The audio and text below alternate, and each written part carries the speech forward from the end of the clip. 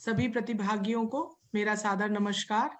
जैसा कि हम विगत 26 दिसंबर 2020 से ये द्वि-साप्ताहिक संकाय संवर्धन कार्यक्रम में एक परिवार की तरह शामिल हो रहे हैं और आज दिनांक 3 तारीख को रविवार को इस प्रथम सत्र में आप सभी स्नेही बंधुओं का स्वागत है। और जैसे कि विषय विशेषज्ञ के रूप में हमारे समक्ष उपस्थित हैं प्रोफेसर पंडितनाथ पाटिल जी, जो कि प्रोफेसर के साथ-साथ हिंदी विभागाध्यक्ष गंगा माई महाविद्यालय नगाँव धुले महाराष्ट्र से हमारे बीच हैं। सर का परिचय कराने से पूर्व मैं ये आप जैसे कि प्रतिभागी कुछ सर से परिचित भी हैं, जैसे कि चैट बॉक्स में दिखाई दे रहा है। सर अपनी प्रखर और ओजस्वी वाणी के धनी हैं और उसके साथ-साथ जैसे कि साहित्य में जो जीवन होता है, उस जीवन को अपने जीवन में भी जीवंत करते हैं। ऐसे ही अदम्य और जीवट सकारात्मक मना शक्ति से पूर्ण हमारे प्रोफेसर पंडितनाथ पाटिल जी को हमारे आयोजक मंडल की ओर से मैं सादर वंदन और आपका अभिनंदन करती हूँ इस संकाय संवर्धन द्वि-साप्ताहिक कार्यक्रम में।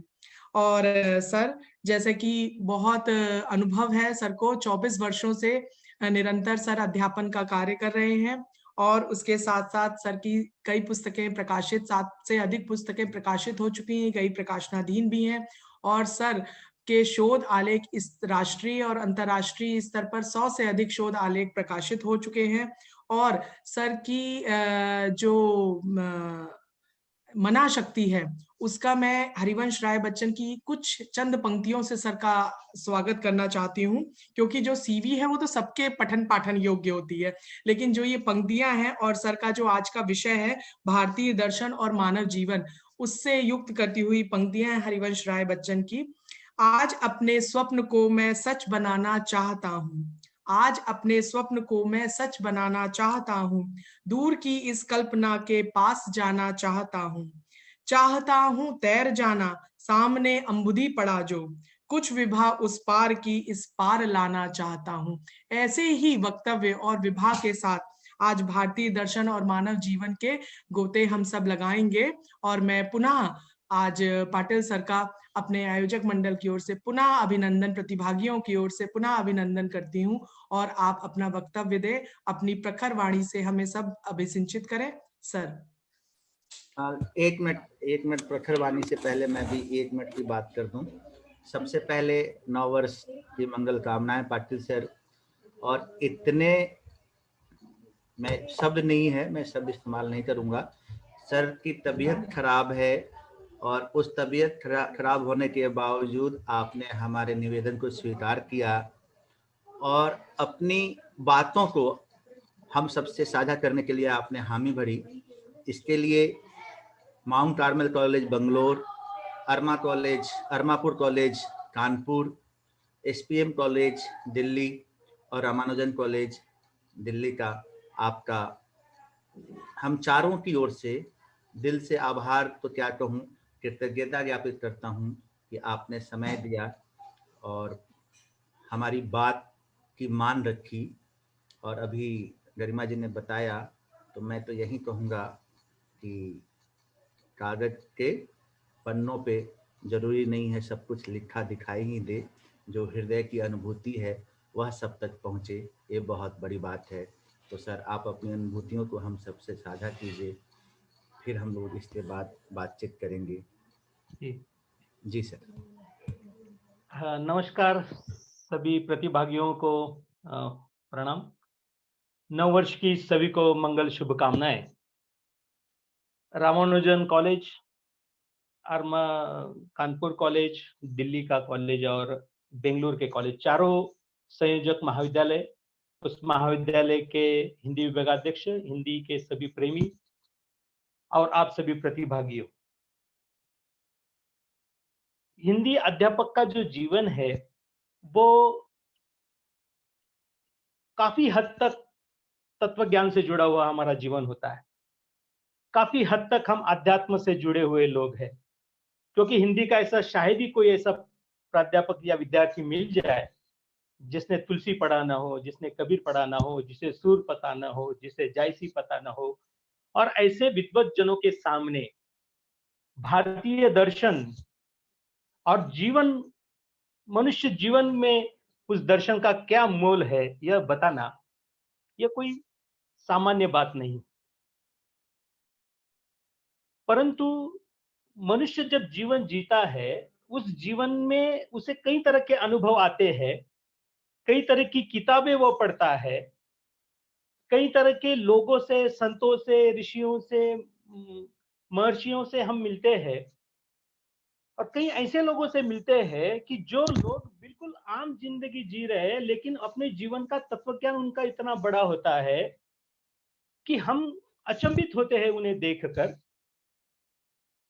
तो वो सारी जो चीजें मैंने देखी है, सुनी है, पढ़ी है, और कुछ मूल्याधिष्ठित बातें, जो भारतीय जीवन दर्शन के विषय में जो कुछ बातें हैं, उन पर मैं अपनी आज की बात रखना चाहूंगा। दोस्तों, आप सब इस बात को जानते हैं कि मनुष्य जीवन जो है, इस मनुष्य जीवन के कुछ प्रश्न हैं। हालांकि सभी लोग इस पर विचार करते हैं, ऐसा नहीं है। एक मूलभूत प्रश्न है कि मैं कौन हूं,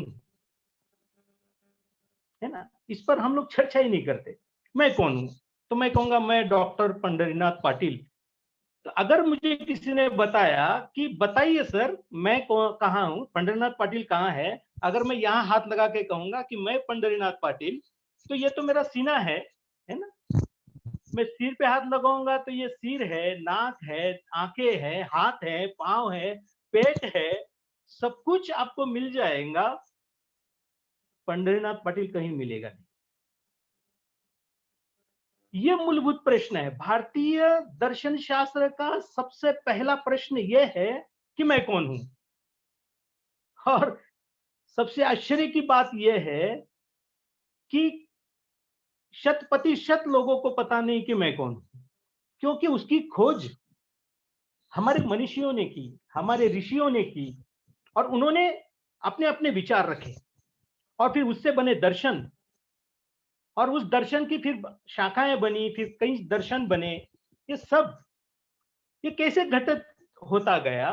क्योंकि मनुष्य जब जन्मा होगा तो जंगलों में घूम रहा था दर बदर, ना उसके बदन पे कपड़े होंगे, ना उसके मन में कुछ अलग से विचार होंगे, है ना? जिस तरह से आज के प्राणी पशु जो हम लोग देख रहे हैं, जिस तरह से पशु व्यवहार कर रहा है, शायद उसी तरह से मनुष्य भी व्यवहार कर रहा होगा। उसी तरह से फल पौधे जो भी उसे मिल जाए खाने के लिए, जब भूख लगती होगी तो वो खाता होगा। नाट्य शास्त्र में भरत मुनि ने लिखा है कि काम, क्रोध, लोभ, श्रृंगार, ये सारी जो चीजें है, ये भाव जो है, ये हमारे मन में जन्मता है। तो सोचिए कि जब हमारे पूर्वज, जब पहला इंसान इस धरती पे आया होगा, तो उसे ये सारी चीजें, ये सारे भाव उसमें भी होंगे, और फिर ये भाव जब उसके जागरूक होते होंगे, जब भूख लगी है, जब दुख हुआ है, कोई कांटा चुभ गया होगा, वो कोई पत्थर लग गया होगा, कहीं से वो गिर गया होगा, उसका खून निकला होगा, उसे दुख हुआ होगा, वो सारी चीजों को वो सहता गया और उसकी अभिव्यक्ति वो करता गया। फिर पहला शब्द कौन सा होगा, इस पे कई सारे विवाद है, ये आपको पता है। जब हमारे मनीषी, सनातन धर्म के मनीषी जब इस पर अध्ययन कर रहे थे, तो उन्होंने देखा कि जब पहला कोई व्यक्ति होगा, वो किसी ने माँ कहा होगा, किसी ने बाप कहा होगा, नहीं पता माँ बाप वो रिलेशन तब थे भी कि नहीं थे, उनके मन में वो विचार थे भी कि नहीं थे, उसने हाँ किया होगा, हूं किया होगा, जो भी किया होगा। तो इन्होंने देखा कि फिर पर ब्रह्म शब्द ब्रह्म कौन किसे कहा जाए, कि पहला शब्द कौन सा रहा होगा।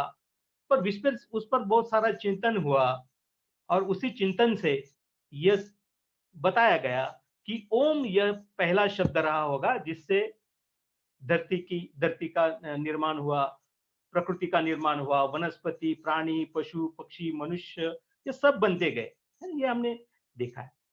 फिर इन सारी बातों को कहीं तो लिखना चाहिए, और फिर हमारे मनीषियों ने 4 ऐसे ग्रंथ लिखे जिन्हें विश्व के सबसे प्राचीन ग्रंथ कहा जाता है। उसमें पहला ग्रंथ था ऋग्वेद, अथर्ववेद, सामवेद। ये आपको पता है कि ये जो 4 वेद लिखे गए, इन 4 वेदों में वो सारी बातों को लिखने का प्रयास उन्होंने किया। फिर उन्होंने कहा कि कोई ब्रह्म था, ब्रह्म ने देखा, उसके नाभि कमल से विष्णु का निर्माण हुआ। फिर विष्णु को और ब्रह्मा ने दोनों ने मिलकर पृथ्वी का निर्माण किया, सजीवों का निर्माण किया। फिर विष्णु भगवान ने उसको कहा कि मैं इसका पालन पोषण करूंगा। निर्माण हो गया, जन्म हो गया, पालन पोषण की जिम्मेदारी हो गई, फिर दंड विधान भी तो होना चाहिए।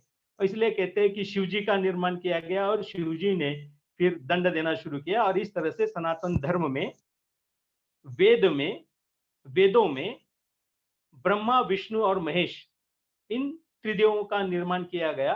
इन त्रिदेवों के सहारे इस पृथ्वी है और इस पृथ्वी का चलन वलन वह करते हैं। इन बातों को उन्होंने कहा। अब ये जो पृथ्वी है, ये पृथ्वी चलती है, फिर रही है। आपने देखा होगा कि जब न्यूटन का आविर्भाव इस दुनिया में हुआ, न्यूटन ने कहा कि ये जो है ये मैटर है, पदार्थ है। पृथ्वी एक पदार्थ है और पदार्थ को कोई दूसरी एक चीज है जो इसे हिलाती है। पदार्थ अपने आप नहीं हिल सकता, उनको कोई चीज हिला रही है। और न्यूटन ने एक तरह से सनातन धर्म की इस बात को मान्यता दी कि कोई एक पराशक्ति है जो पृथ्वी का संचालन करती है। और फिर ये चलता रहा, जबकि वेदों का निर्माण संस्कृत भाषा में किया गया था और संस्कृत जानने वाले हमारे देश में केवल मनीषी थे। और तदोपरांत केवल ब्राह्मण समाज था, उसमें भी ब्राह्मण पुरुष, ब्राह्मण स्त्रियों को संस्कृत पढ़ने का अधिकार नहीं था। तो एक ब्राह्मण वर्ग के पास वह अधिकार रहा। तो वेदों में क्या लिखा है इसके विषय में हमें ब्राह्मणों के पास ही जाना पड़ता था और फिर वो वेद में क्या है वो बताते थे। अब हमें तो आता नहीं था। तो इसी कारण क्या हुआ कि ब्राह्मणों की सत्ता रही वेदों पर। और फिर क्या हुआ कि मनुष्य, मैन इज सेल्फिश कहा गया है, मनुष्य ये स्वार्थी है। जब कुछ ब्राह्मणों के दिमाग में आया होगा, स्वार्थ आया होगा कि लोगों को कुछ गलत सलत बता के लोगों से पैसे हटे जाए, उस जमाने में जो भी धन द्रव्य जो भी रहे होंगे चलन के लिए, जो भी जिसका उपयोग किया जाता होगा, तो उन्होंने क्या किया कि उस तरह का प्रयोग किया। फिर उन्होंने अनेक तरह की पाप, पुण्य, स्वर्ग, नर्क, इन सारी बातों का निर्माण किया गया। इनकी कई सारी कथाएं निर्माण हुई। और आपको पता है कि महर्षि मनु का बाद में इस दुनिया में आविर्भाव हुआ और उन्होंने मनुस्मृति लिखी। उसे मनुष्य का पहला संविधान कहा जा सकता है। पहला संविधान लिखा, और वो जो संविधान लिखा, उस संविधान में जो बातें लिखी, उन बातों में 4 वर्ण बनाए गए, ब्राह्मण, क्षत्रिय, वैश्य और शूद्र। एक मनुष्य जिसको वेद कहते थे कि जिसको ईश्वर ने निर्माण किया है, इसे ब्रह्मा ने निर्माण किया है, किसी एक मनुष्य को, मतलब मनुष्य जाति को या पूरे संसार को जिसने बनाया है, उस व्यक्ति में, उस मनुष्यों में कोई ब्राह्मण, कोई उच्च कैसे हो गया, कोई शूद्र कैसे हो गया। और बाकायदा यह लिखा गया, वेदों में भी यह लिखा है और मनुस्मृतियों में फिर से उसको लिखा गया कि ब्राह्मण जो है वो ब्रह्मा के मुख से निर्मित हुए, क्षत्रिय जो है वो ब्रह्मा के बाहु से निर्माण हुए।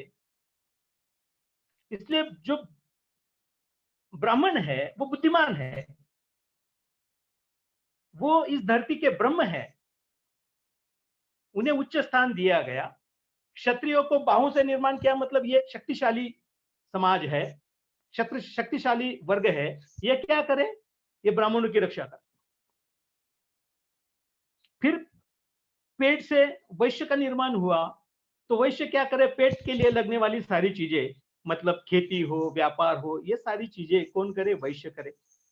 और शूद्र, जिनका जन्म ब्रह्मा के पांव से हुआ। बताओ, एक मनुष्य का जन्म 4 अलग अलग जगह से हुआ, और चारों जो कारण है, वो चारों कारण किसी भी शारीरिक शास्त्र को मान्य नहीं होगा। साइंस कैसे मान्य कर लेगा कि किसी के मुख से कोई आदमी पैदा हुआ, किसी के हाथ से पैदा हुआ, किसी के पेट से पैदा हुआ, या किसी के पांवों से किसी का निर्माण हुआ? तो ये जो कर्मकांड, फिर कर्मकांड आए, और ये सारी चीजें जब चल रही थी, तो क्रिया की प्रतिक्रिया तो होनी ही थी। तो जब ये चल रहा था भारतीय दर्शन, जिसे हम सनातन दर्शन कहे, जिसे कुछ लोग अभी हिंदू दर्शन भी कहते हैं, मैंने जितना पढ़ा है, जितने वेद, उपनिषद और बहुत सारे धार्मिक ग्रंथ, आरण्यके, ब्राह्मण्यके, मनुस्मृति भी मैंने पढ़ी है, बाइबल भी पढ़ा है, धम्मपद भी पढ़ा है, कुरान भी मैंने पढ़ा है। जब ये सब पढ़ते हुए मैंने देखा कि मनुष्य को किसी एक अलग अलग की चाह है। मनुष्य को जो भी दिख रहा है, जो उसने भोगा है, उससे उसको कुछ अलग की चाह है, और उसी चाह ने धर्म शास्त्रों का निर्माण किया। वस्तुतः दर्शन शास्त्र जो है, वो दर्शन शास्त्र एक दर्शन देना, दिखाना चाहता है ना? क्योंकि दर्शन जो है, इसका अंग्रेजी में अनुवाद अगर आप लोग करेंगे तो फिलोसफी होता है। जो ग्रीक के 2 शब्द है, फिलो और सोफिया, इनसे ये बने हैं। इनका क्रमशः अर्थ होता है प्रेम और ज्ञान। मनुष्य का जो जन्म हुआ, तब से लेकर आज तक केवल 2 ही चीजों के लिए मनुष्य जीता रहा है सही अर्थ में, और वो है प्रेम के लिए, और दूसरा है ज्ञान के लिए।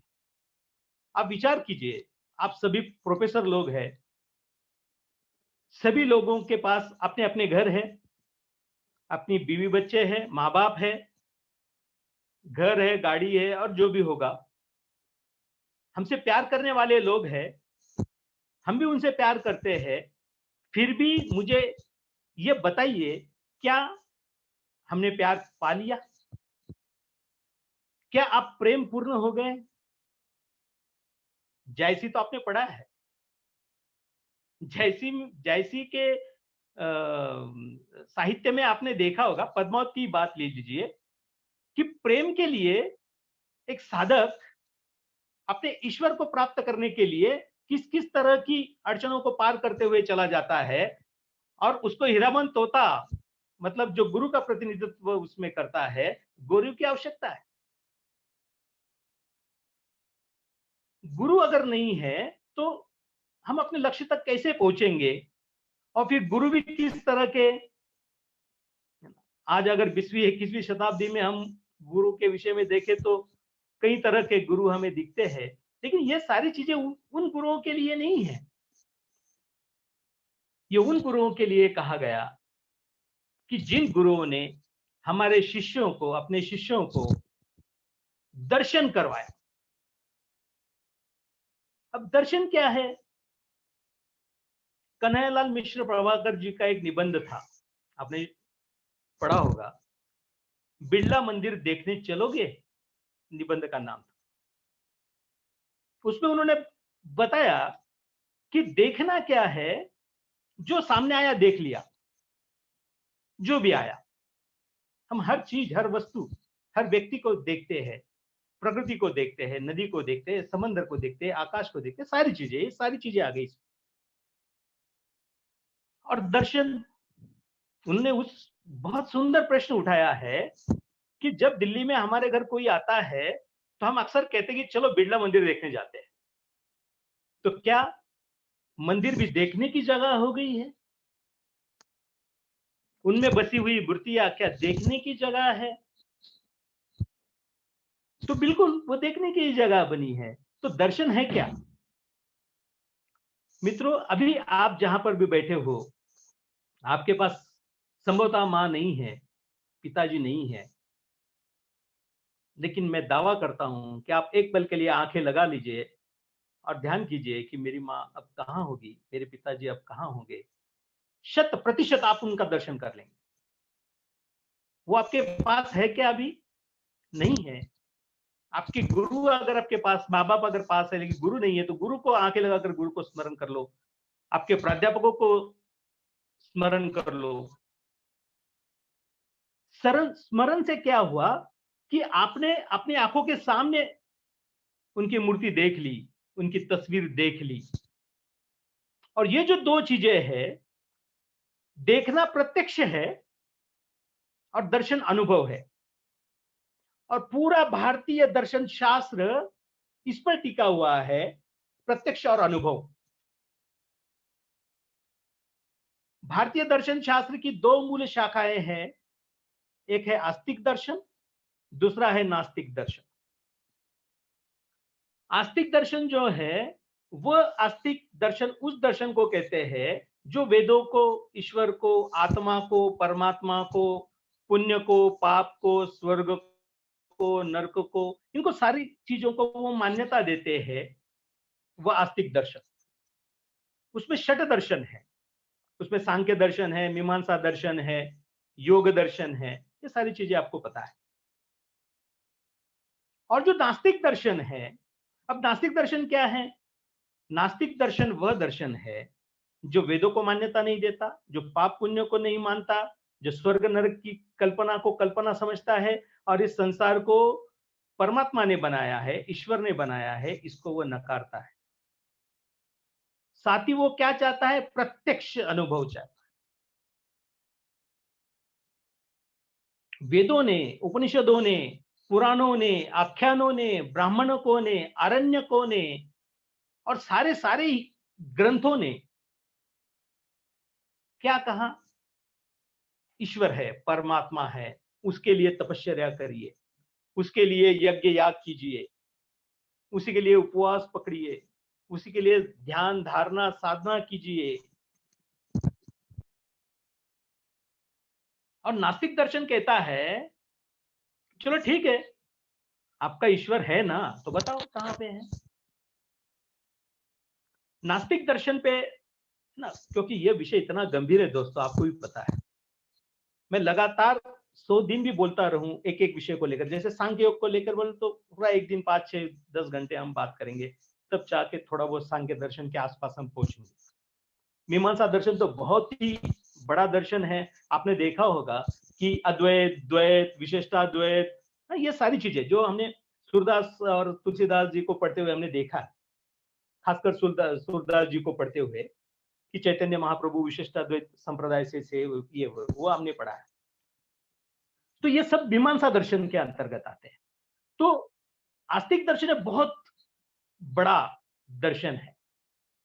तो मैं चाहता हूं कि आज हम 1 घंटे की हमें बात करनी है, तो 1 घंटे में हम क्या किन किन विषयों को छू पाएंगे। इसलिए मैं चाहता हूं कि आज हम नास्तिक दर्शन पे बात करेंगे, क्योंकि नास्तिक दर्शन में सिर्फ 3 ही दर्शन आते हैं। एक है चार्वाक दर्शन, दूसरा है जैन दर्शन और तीसरा है बौद्ध दर्शन। चार्वाक जो दर्शन है, इसके निर्माता थे बृहस्पति। बृहस्पति ने कहा कि अगर ईश्वर ने ये सारी दुनिया बनाई है, ईश्वर सुख और दुख हमें देता है, सब कुछ अगर ईश्वर करता है, तो जो पाप बढ़ गए हैं, हमने देखा है पापियों की संख्या इस संसार में कम नहीं है।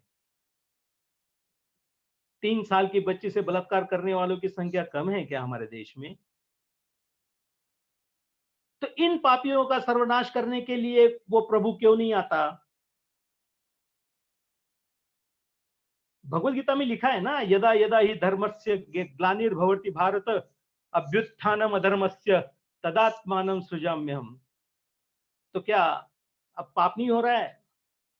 सभी ब्रह्म पैदा हो गए क्या हमारे देश में? भ्रष्टाचार, अनाचार, अत्याचार ये तब भी था, ये आज के नहीं है, ये तब भी था जब बृहस्पति ने ये देखा, ये अनाचार, अत्याचार, दुराचार। तो फिर तुम्हारा भगवान आके इनको दंडित क्यों नहीं करता? फिर वो कहते हैं कि जैसा कर्म होगा वैसा ही आपको फल मिलेगा। अगर कर्म हमें फल देगा तो फिर ईश्वर कुछ कर ही नहीं सकता। अगर मैंने अच्छे कर्म किए हैं, अगर मैंने पुण्य किया है तो मुझे स्वर्ग मिलेगा, बराबर। तो चार्वाकवादी ये कहते हैं कि अगर मैंने कर्म अच्छे किए हैं और मुझे स्वर्ग मिलने वाला है और तुम्हारा भगवान भी उसमें कुछ नहीं कर सकता, और अगर मैंने बुरे कर्म किए हैं, मुझे नर्क मिलना है, तो तुम्हारा भगवान मुझे स्वर्ग नहीं दे सकता, तो उस भगवान को मैं मानूं क्यों? अगर कर्म ही प्रमुख है, कर्म ही प्रधान है, तो ईश्वर कौन है? ईश्वर कहां से आ गया? इसे क्यों जबरदस्ती आप लोग घुसेड़ रहे हो मनुष्यों के मनों में? क्योंकि ईश्वर नाम की कोई शक्ति है नहीं संसार। तो फिर विवाद होता था कि फिर ये संसार किसने बनाया? बिल्कुल प्रकृति है। प्रकृति अपने आप सब कुछ करती है। जैन जो दर्शन है, जैन दर्शन यही कहता है कि प्रकृति ने अपने आप सब कुछ निर्माण किया है। प्रकृति को कोई भगवान कोई नहीं है और कोई भगवान इस प्रकृति को नहीं चलाता। प्रकृति अपने आप चलती है और उसी से ये सारी चीजों का निर्माण हुआ। तो चार्वाकवादी जो थे, इन लोगों को उस युग में इन्हें नास्तिक कहा गया, या आज की भाषा में कहे तो उन्हें गद्दार कहा गया। धर्म के विरुद्ध बात करते हैं। जो धर्म के विरुद्ध बात करेगा वो गद्दार कहलाएगा। लेकिन एक बात मैं यहां पर पुरजोर से कहना चाहता हूं कि उस जमाने में नास्तिकों को जान से नहीं मारा गया। नास्तिकों का आदर किया जाता था, उन्हें बुलाया जाता था, बाकायदा उनके साथ वाद विवाद होता था, वाद संवाद होता था और हार जीत का फैसला किया जाता था। आज हम उस समाज में जी रहे हैं जिस समाज में नरेंद्र दाभोलकर जैसा व्यक्ति जो विवेक की बात करता है, जो जैनों ने की, जो बौद्धों ने की, जो चार्वाकों ने की, वो विवेकवाद की बात करता है। वो कहते हैं कि ईश्वर को सब कुछ मानने से अच्छा, ईश्वर पे पूरा ध्यान रखने से अच्छा है आप अपने विवेक पर ध्यान रखो, अपनी बुद्धि पर ध्यान रखो। और इससे लोगों को इतना गुस्सा आया कि उनकी हत्या कर दी गई। कलबुर्गी जी का वही हुआ। ये क्या चल रहा है? समाज के जो जीवन दर्शन है, इन जीवन दर्शनों को खत्म कर दिया गया। बौद्ध धर्म ने जो सबसे बड़ी क्रांति बौद्ध धर्म ने की, पूरे विश्व में वो फैलते चले गए। हिंदुस्तान ने बौद्ध भिक्षुओं को या बौद्ध धर्म में दीक्षित सभी लोगों को बुद्धू कहा, बुद्धू, कि ये बुद्धू है। इसके बावजूद कभी किसी की हत्या नहीं हुई, जो हमें आधुनिक काल में, उत्तर आधुनिक काल में हमें यह देखने को मिल रहा है। क्रिश्चियन मिशनरी धर्म प्रचार कर रहे हैं, इसलिए इन्हें मार दो। कुछ लोग इस्लाम धर्म में परिवर्तित हो रहे हैं, इसलिए उन्हें मार दो। ये जो सारा जो है, ये जीवन दर्शन नहीं है दोस्तों, ये भारतीय जीवन दर्शन नहीं है। ये मूर्खता पर आतंकवादी घटनाएं हैं। इन्हें आतंकवादियों की कोटियों में लाकर इन्हें जल्द से जल्द फांसी दे देनी चाहिए, क्योंकि ये लोग ना केवल दर्शन के लिए, ना केवल धर्म के लिए, बिल्कुल मानवता के लिए ये लोग खतरा है।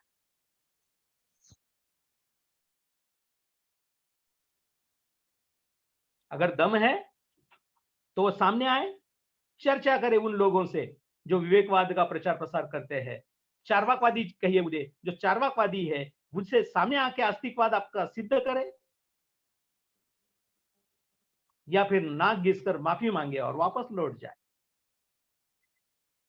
जब सिद्धार्थ एक राजा होने के बावजूद, एक राजकुमार होने के बावजूद कल होने वाले सम्राट थे,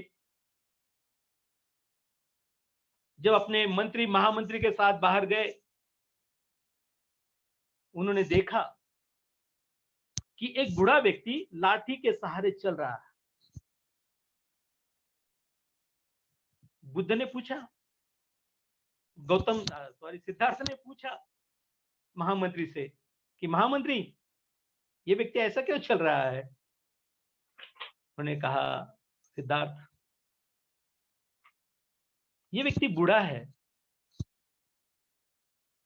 हर मनुष्य इस संसार में बूढ़ा होता है। अच्छा, बूढ़ा होता है? आदमी बूढ़ा क्यों होता है? बोले, जो जन्मता है वो बूढ़ा होता है, आप भी एक दिन बूढ़े हो जाओगे। उन्होंने कहा, अच्छा ठीक है, आदमी बूढ़ा क्यों होता है ये तो खोजना पड़ेगा। आगे गए, कोई बीमार व्यक्ति उन्हें मिला।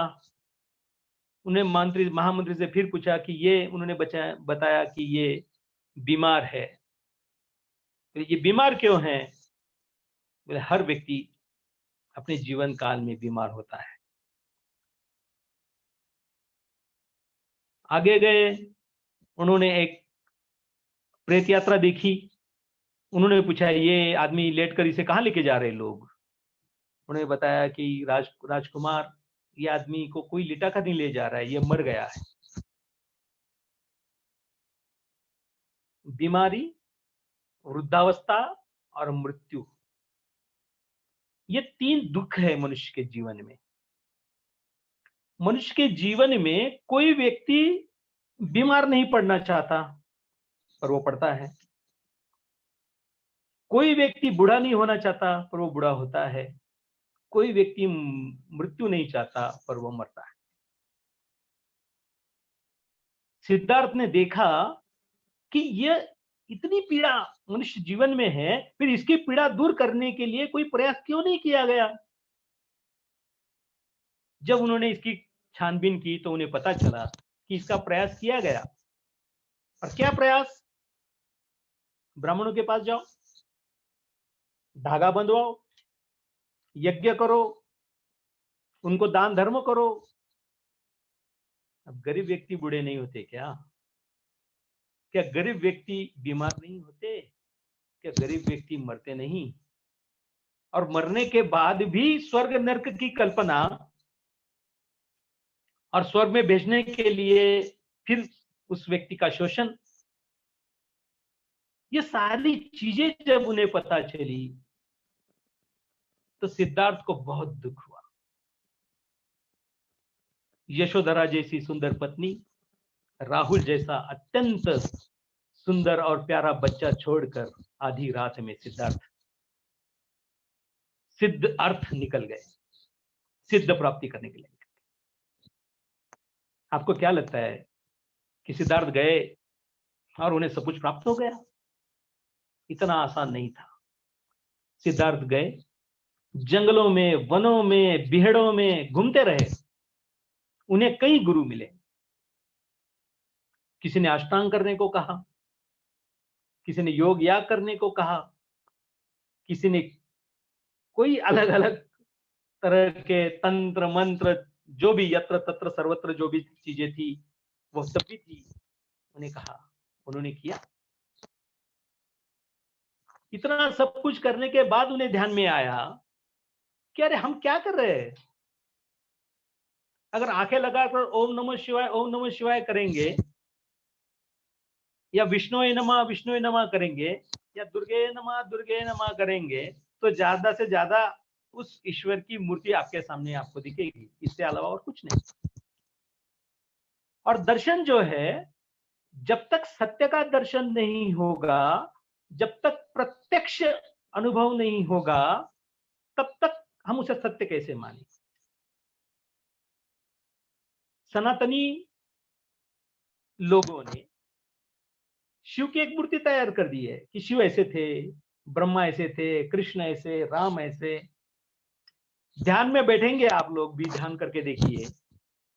आपने अगर शिव जी का ध्यान किया तो आपको शिव जी वैसे ही सावले, गले में सांप, है ना, जटाओं से निकलती हुई गंगा, वहां पर आधा लटका हुआ चंद्र, त्रिशूल, डमरू, यही दिखेगा आपको, क्योंकि यही बताया गया हमें। नास्तिक दर्शन यह कहता है कि ठीक है ना, आपको शिव जी का दर्शन ऐसा हुआ है, इसका अर्थ ये नहीं कि वैसे ही होंगे, हो सकता है इससे भी अलग हो। प्रत्येक मनुष्य की अनुभूति जो है वो अलग अलग हो सकती है। जैसे गुड़ है, गुड़ का कोई टुकड़ा आप सब लोगों में अगर बांटा जाए, आप सब लोग उसे खा ले, और खाने के बाद मैं अगर प्रश्न पूछूं आपको कि दोस्तों आप सबको जो गुड़ मैंने अभी खाने के लिए दिया, वो गुड़ कैसे मीठा है, यह गुड़ कैसे मीठा है, क्या उत्तर दे पाएंगे आप? जो भी उत्तर देंगे, कोई कहेगा शहद सा मीठा, कोई कहेगा शक्कर सा मीठा, कोई कहेगा बहुत मीठा, है ना? क्या उत्तर देंगे? मां के प्रेम की क्या व्याख्या करेंगे आप? वात्सल्य की क्या व्याख्या कर लेंगे, क्या परिभाषा कर लेंगे? 1 2 3 10 50 100 पीएचडी आपने कर ली, आप एक प्रश्न का सादा उत्तर नहीं दे सकते कि गुड़ कैसा मीठा है।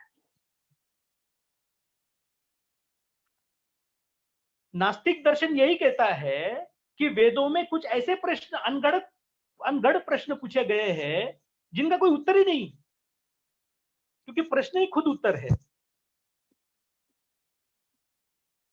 और इसीलिए नास्तिक दर्शन, उसमें भी चार्वाक दर्शन, लोकायत दर्शन के नाम से जाना गया। लोकायत दर्शन मतलब क्या? लोकप्रिय दर्शन। अरे बोर हो चुके हैं हम उस रामायण को बार बार सुन सुन के।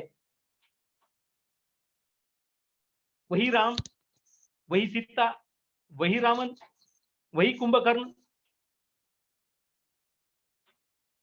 एक बार मैं ओशो सुन रहा था, एक्चुअली अभी पढ़ने से ज्यादा तो सुनने में ही अच्छा हमें लगता है, तो मैं सुन रहा था ओशो, तो उसमें वो बता रहे थे कि एक जगह पे रामायण चल रही थी, रामलीला। जैसे उत्तर भारत में, वैसे महाराष्ट्र में भी कई जगहों पे चलती है। नवरात्र जब होता है, नवरात्रि में 9 दिन तक रामायण की कथा चलती है। तो उन्होंने बताया कि उस रामलीला चल रही थी, उसमें जिसने रावण का रोल किया था वो काफी हट्टा कट्टा मोटा आदमी था। उसको साइकिल थमा दी, उसको लाउड स्पीकर लगा दिया, उसको कहा कि जाओ आजू बाजू के 8-10 गांव घूम कर आओ और सबको बताओ कि भाई फलानी जगह, समझ लो धुलिया है, या धुलिया में रामलीला का कार्यक्रम है, आप सभी लोग रामलीला देखने आ जाए। तो आ गए सभी लोग, आने के लिए वो आमंत्रण देकर आया, वो वापस आया साइकिल से, बेचारा बहुत थका मंगा, अभी हष्टपुष्ट था, 6-6.5 फीट वो ऊंचा था, हट्टा कट्टा जवान, उसे बहुत जोर से भूख लगी थी। वो आया और उसने कहा कि चलो यार मुझे जल्दी से खाना खिलाओ, मुझे बहुत जोर की भूख लगी है। तब उसे बताया गया कि भाई अरे यार आज तो बहुत स्वादिष्ट पकवान बने थे और खत्म हो गए, आपको खाने के लिए अब कुछ नहीं है। तो उसने कहा चलो ठीक है ना, आज अगर मुझे आपने खाना नहीं दिया तो याद रखना, आज रामायण में जो शिव धनुष्य है वो रावण ही तोड़ेगा। और फिर रामलीला शुरू हुई, और कहते हैं कि जब शिव धनुष्य उठाने की बारी आई, तो रावण की जब बारी आई तो रावण जाते हैं और शिव धनुष्य को यूं उठा लेते हैं और कहते हैं कि राम बहुत हो गया, बार बार सीता तुम ही जीतते हो, आज ये रावण सीता को जीत के रहेगा, और वो शिव धनुष्य धर के तोड़ देते हैं। ओशो भक्त बहुत हंसते हैं इस बात पर, उन्हें आनंद आता है, खुशी आती है। आपके भी चेहरे पर मुस्कुराहट अवश्य आई होगी कि हम क्या है ना, वो सुन सुन के हमें लगता है यार कुछ तो चेंज हो, जो कुछ तो चेंज हो। और क्या चेंज होगा? वो तो साहित्य है, वो तो इतिहास है, वो तो हमारा एक प्राचीन ग्रंथ है। सब कुछ मालूम है, फिर भी रामायण देखने वालों की संख्या कम है क्या? टेलीविजन पे अभी भी रामायण चल जाए तो करोड़ों लोग उस रामायण को देखते हैं। राम कथा सभी को पता है, फिर भी राम कथा अगर हमारे शहर में है, हमारे गांव में है, तो लाखों की संख्या में, हजारों की संख्या में लोग वहां जाते हैं, राम कथा का श्रवण करते हैं। क्यों? भागवत की कथा सभी को पता है, भागवत की कथा हम फिर भी सुनते हैं। क्यों? क्योंकि हमें यह बताया गया है कि राम कथा, कृष्ण कथा, धार्मिक सारी जो कथाएं हैं, भागवत है, पुराण है, इन्हें सुनने से, इन्हें पढ़ने से हमें मुक्ति मिल जाएगी। मूल क्या है? मनुष्य जीवन का अंतिम लक्ष्य क्या है? तो भारतीय दर्शन शास्त्र, उसमें भी आस्तिक दर्शन शास्त्र, उसमें नास्तिक लोग भी मानते हैं एक्चुअली, कि मनुष्य जीवन का अंतिम लक्ष्य क्या है? मोक्ष प्राप्ति करना। मुझे बताइए कि ये मोक्ष है क्या? इस पर बहुत सारा चिंतन हुआ, गहन मनन हुआ। हमारे मनीषियों ने, ऋषियों ने इस पर बहुत सारा चिंतन किया, और चिंतन के तदोपरांत उन्हें पता चला कि मोक्ष मिलने के लिए मनुष्य को अपने आप को जानना आवश्यक है।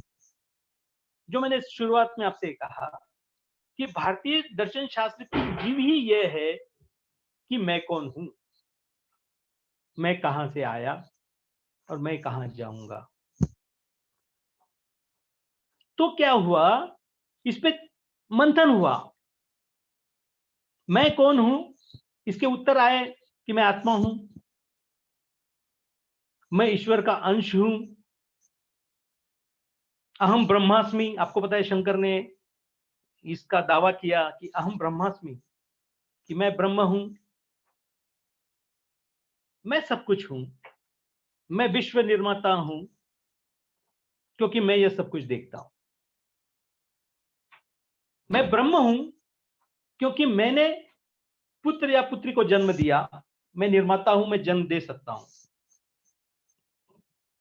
उन बच्चों का मैं पालन पोषण करता हूं, मैं विष्णु हूं। मेरे वो बच्चे अगर कुछ गलत करते हैं तो मैं उन्हें दंड करता हूं, दंडित करता हूं, मैं शिव हूं। तो कुल मिलाकर भारतीय दर्शन शास्त्र के ऐसे अनेक विचार सामने आए, जिसमें किसी ने कहा कि मैं ब्रह्मा हूं, मैं विष्णु हूं, मैं शिव हूं। दूसरे ने कहा कि नहीं, हम कैसे ब्रह्मा हो सकते हैं? ब्रह्मा तो वो है ऊपर स्वर्ग में बैठा हुआ, हम उसकी संतान है, हम उसे नमन करेंगे, उसे प्रसन्न करेंगे। ओम ब्रह्मास्मि,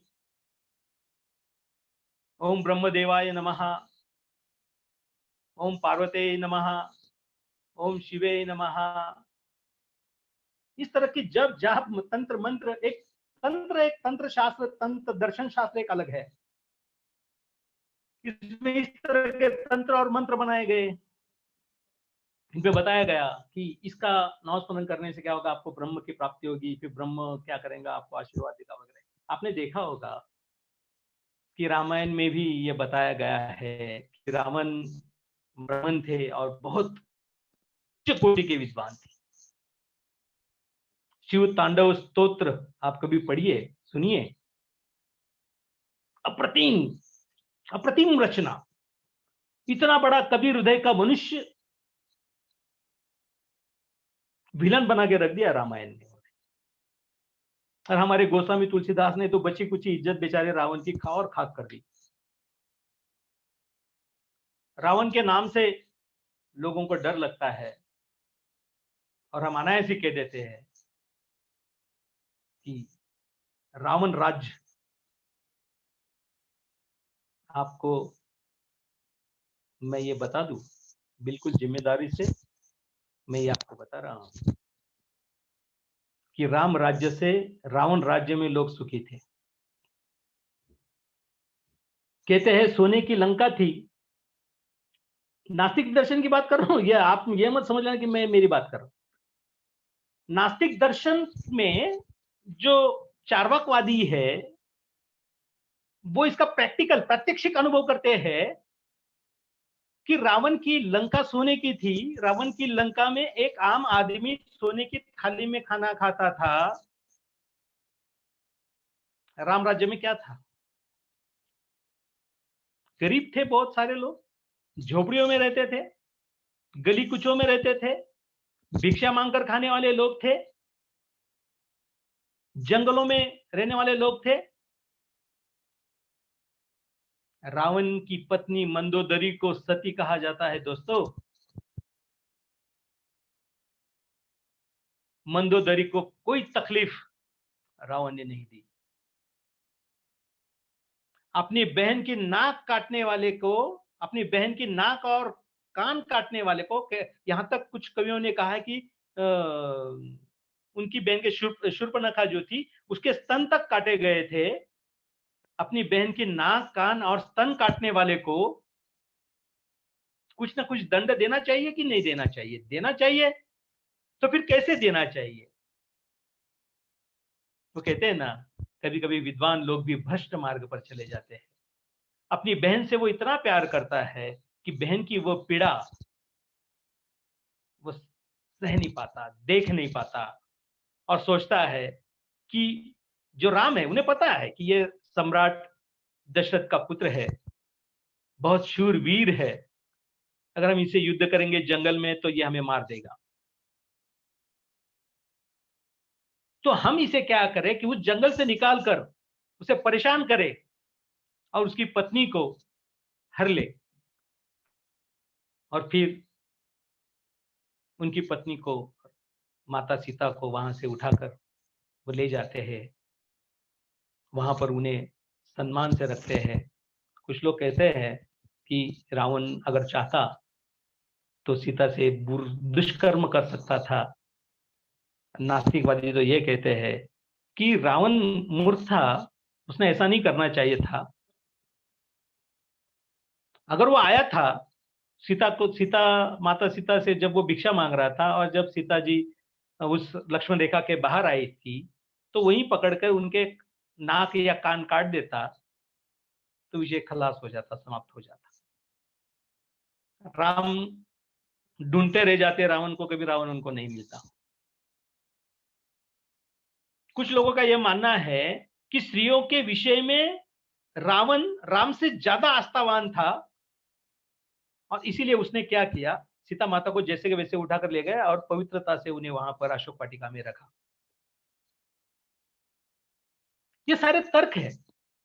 आप इस बात को समझो कि दर्शन शास्त्र प्रत्यक्ष, अनुभव, तर्क, वितर्क, विचार, इन 5 तत्वों पर चलता है। तर्क कर लिया कि रावण ऐसा कर देता तो, रावण वैसा कर देता तो, रावण शिव धनुष तोड़ देता तो। वाल्मीकि नहीं चाहते थे कि रावण ऐसा करे। वे चाहते थे कि समाज को हमें कुछ अलग दिखाना है, समाज को अच्छे मार्ग की ओर ले जाना है, समाज को आचरण की सभ्यता सिखानी है। वो आचरण की सभ्यता राम जी को, लक्ष्मण को सिखानी चाहिए थी ना। किसी पराई स्त्री को इस तरह से नाक और कान काट देना, ये कहां की आचरण सभ्यता थी? बहुत सारा चिंतन इस पर किया जा सकता है। महाभारत में भी इसी तरह की कथा है। बार बार हम रामायण को ही पहले देख ले कि एक चार्वाकवादी व्यक्ति जब भरत जाते हैं राम को लेने के लिए, और राम से कहते हैं कि प्रभु राम आप चलिए, जिस पिताश्री ने आपको वन में भेजा वे अब नहीं रहे, और वो जो आसन है राजा का वो अब खाली है, और राजा का आसन इतने दिन तक खाली रहना उस राज्य के लिए धोखेदायक है, आप चलिए। तो राम कहते कि नहीं, मैंने मेरे पिताजी को ये वचन दिया है, अगर वो नहीं है तो क्या हुआ, मुझे अपने वचनों का पालन करना पड़ेगा। वो कहा जाता है ना, तुलसीदास ने लिखा है, रघुकुल प्रीत सदा चली आई, जान जाई पर वचन न जाई। वचन दिया है मैंने पिताजी को कि 14 वर्ष में वन में रहूंगा। तो एक चार्वाकवादी व्यक्ति है, उसका नाम मैं भूल रहा हूं, वो कहते हैं कि हे राम, आपको जिन्होंने वन में भेजा वो पिताजी तो अब नहीं रहे, और एक राजा का कर्म यह है कि वो अपनी जनता का पालन पोषण करे। आपका कर्म यह है कि आप जंगल में न भटकते हुए आप चले, अयोध्या चले, वहां का सिंहासन संभाले, चूंकि भरत जी नहीं कह रहे हैं उस सिंहासन पर बैठने के लिए। तुलसीदास जी ने राम के द्वारा उस चार्वाकवादी की प्रताड़ना करते हुए कहा है कि इस तरह से नहीं चलता, मेरा कर्म, मेरे पिता को दिया गया वचन, यही मेरा कर्म है और वो उसे मैं पूरा करूंगा। एक विद्वान है, दक्षिण से है, उनका नाम भी मैं अभी भूल रहा हूं, उन्होंने कहा है कि शायद प्रभु राम जी को वन का जीवन रास आ गया, इसलिए उन्हें लगता है कि नहीं, मैं मेरा कर्म तो 14 वर्ष के बाद आकर भी निभा लूंगा। और ऐसा कौन है, ऐसा कौन सा राजा है जो अयोध्या पर आक्रमण कर लेगा, अयोध्या को जीत लेगा। वैसे भी भरत वहां पर रहने वाले थे, शत्रुघ्न वहां थे। तो इस तरह के तर्क, इस तरह के अनुमान दर्शन शास्त्र में होते हैं, और उस तर्क का सहारा लेकर अगर कोई कुछ कहता है तो लोग उसे मारने दौड़ते हैं, कहते कि यार क्या, ये क्या कर रहे हो, गलत है सब। एक वाद विवाद स्पर्धा थी, मैं तब एमए में था मित्रों। उस वाद विवाद स्पर्धा में विषय था कि महिला सबला है या अबला है। वाद विवाद स्पर्धा में आपको पता है कि आपके महाविद्यालय से भी आप लोग भेजते होंगे कि 2 लोगों का एक गुट हमें भेजना पड़ता है, कि एक व्यक्ति कहेगा कि वह अबला है, दूसरा कहेगा वो सबला है। सुदैव से दुर्दैव से नहीं पता, मुझे यह पक्ष मिला कि स्त्री अबला नहीं है, सबला है। और इस वाद विवाद स्पर्धा में मैं गया, काफी महाराष्ट्र से राज्य स्तरीय वो वाद विवाद स्पर्धा थी, और मैं ये आपको 94 की बात बोल रहा हूँ, जब मैं फर्स्ट ईयर में था। तब वाद विवाद स्पर्धा बहुत जोरदार होती थी, और उस स्पर्धा के लिए कई लोग आए, और फिर जब मुझे मेरा पक्ष रखने का मौका मिला, मैंने ये कहा कि जो कहने से मुझे भागना पड़ा वहां से, मुझे आयोजकों ने उठाकर मुझे कहीं दूर भेज दिया और कहा कि भाई आप चले जाओ यहाँ से। मैंने क्या कहा था उसमें, मैंने ये कहा था कि स्त्री कभी अबला नहीं रही है, कभी नहीं, वो सबला ही थी। जब भस्मासुर नाम का राक्षस, शिवजी ने उसे वरदान दे दिया कि तू जिसके सिर पर हाथ रखेगा वो मर जाएगा, वो भस्म हो जाएगा, और वो शिवजी के पीछे भागता है कि मैं अभी आपको खत्म कर देता हूँ, समाप्त कर देता हूँ, भस्म कर देता हूँ। शिवजी भागते हैं, कहते हैं वो विष्णु के पास गए, फिर विष्णु भी भागते हैं, फिर कहते हैं ब्रह्मा के पास गए। ये सारी तो कथाएं हैं ना, ये कथाएं तो हमने नहीं बनाई। और फिर ये सभी मिलकर भागते हैं तीनों। अब तीनों इस विश्व के निर्माता प्रभु है, वो भाग रहे हैं, उनके पीछे भस्मासुर भाग रहा है। भागते भागते विष्णु जी के दिमाग में आता है कि अगर हम इस तरह से भागते रहे तो पूरा ब्रह्मांड भी भागते रहे तो भी ये तो हमारा पीछा नहीं छोड़ने वाला, ये तो हमें मार देगा। फिर कहते हैं कि विष्णु ने एक सुंदर नारी का स्वरूप लिया, नारी रूप लिया, और वह भस्मासुर के सामने चले गए। भस्मासुर ने देखा कि वह अत्यंत मोहनीय सुंदर स्त्री है, वो वहां पे रुक गए, और उसने उस स्त्री को कहा कि तुम कौन है, मैंने इतनी लावण्यवती, इतनी सुंदर स्त्री मेरे जीवन में नहीं देखी। तो विष्णु रूपी वह माया रूपी वह स्त्री कहती कि मैं अप्सरा हूं, है ना, मैं आपको खुश करने का, क्योंकि आप दुनिया के सर्वश्रेष्ठ ऐसे व्यक्ति है, आप ब्रह्मा विष्णु महेश को भगा रहे हैं, तो मुझे आपसे प्यार हो गया है और मैं आपको खुश करने के लिए आई और मैं आपको नृत्य दिखाना चाहता हूँ। कहता है नाचो, और फिर वहां पे वो नृत्य होता है और कहते हैं कि वो इस तरह से मोहिनी माया है, वो इस तरह का नृत्य करते हैं। नृत्य करते करते वो भस्मासुर है, वो देखता है और वो भी नाचने लगता है। और नाचते नाचते जिस तरह से वो माया श्री नाचती है, उसी तरह से वो भी नाचता है। और कहते हैं नाचते नाचते प्रभु अपने सिर पर हाथ रख लेते हैं। कहते हैं भस्मासुर भी नाचते नाचते अपने सिर पे हाथ रख लेता है, वो खुद भस्म हो जाता है। तो मैंने ये कहा कि जब तुम्हारे ब्रह्मा विष्णु महेश, वो शब्द मैं नहीं कहना चाहता अभी क्योंकि उसी के कारण बहुत बड़ा विवाद हुआ था। हो सकता है आप बैठे हुए मोहने व्यक्ति में से भी कोई और अलग अनर्थ उसका ले ले। तो मैंने कहा कि वो इस तरह से भाग रहे हैं डर के मारे, तो उन्हें किसने बचाया? एक स्त्री ने बचाया, एक महिला ने बचाया। इसलिए महिला कभी अबला नहीं थी, ना आज है ना कल रहेगी। उस वक्त मेरे उस एक शब्द जो मैं बोलना नहीं चाहता, उस शब्द के कारण मुझे काफी मतलब जो मेरे बराबर के लोग थे, कुछ तो बड़े थे, किसी ने जूते फेंक के मारे, किसी ने क्या, और फिर वहां से मुझे आयोजकों ने कहा कि सर आप अरे यार तू चला जाए यहाँ से। मुझे उठा के किसी गाड़ी में बिठा के मुझे किसी होटल में भेज दिया था।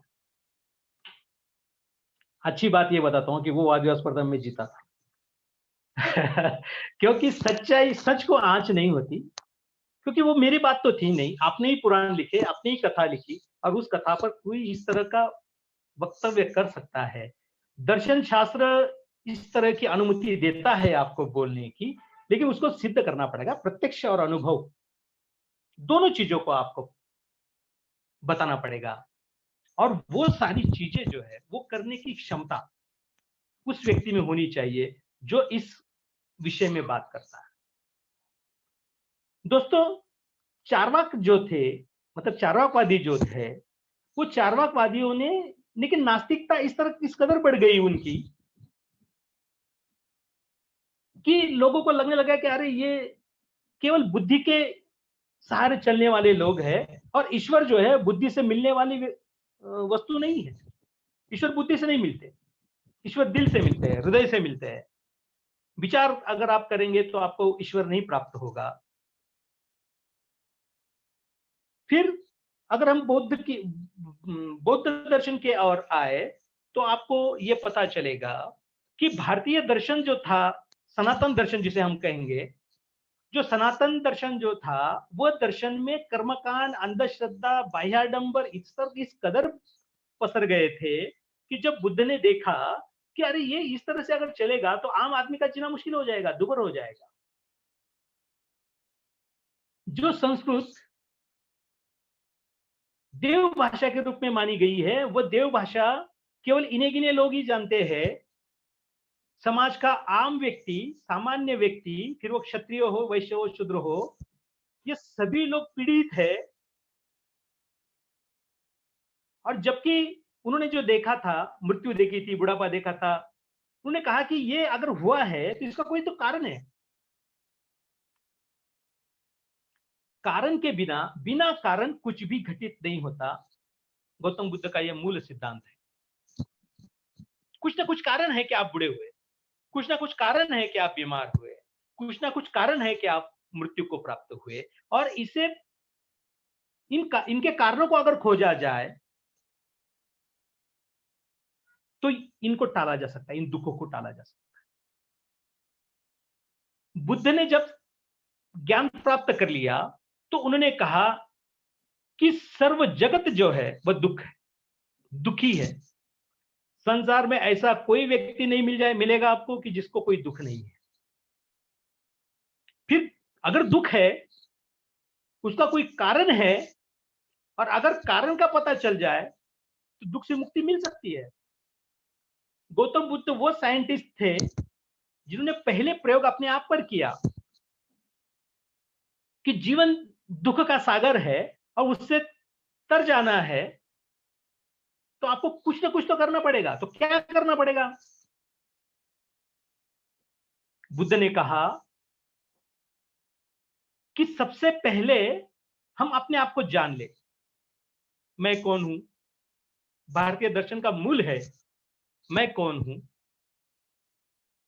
और उसे जानने के लिए क्या करें?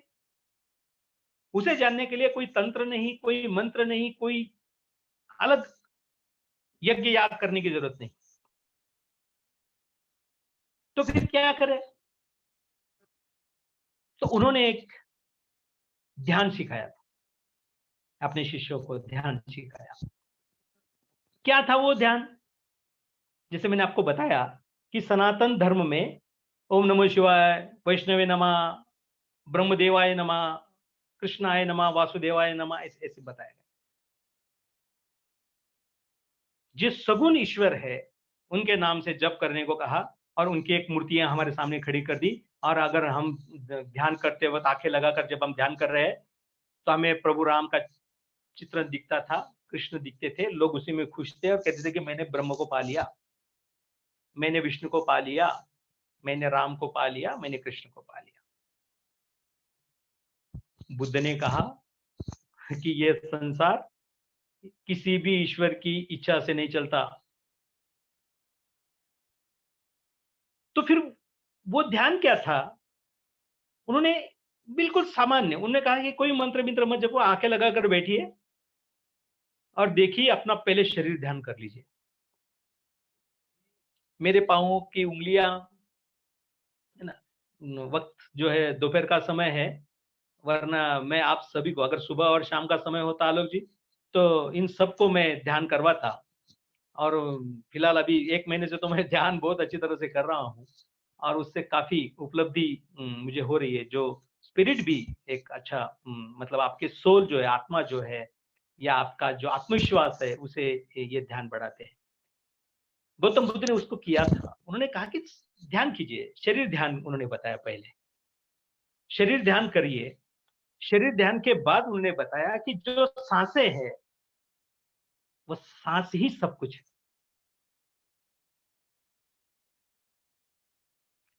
चार्वाकवादियों ने कहा था कि अगर शरीर में आत्मा है तो फिर हम ऑक्सीजन लेते क्यों हैं, छोड़ते क्यों हैं? प्राणवायु की जरूरत ही नहीं। आपकी आत्मा को ही शरीर को चलाना चाहिए ना।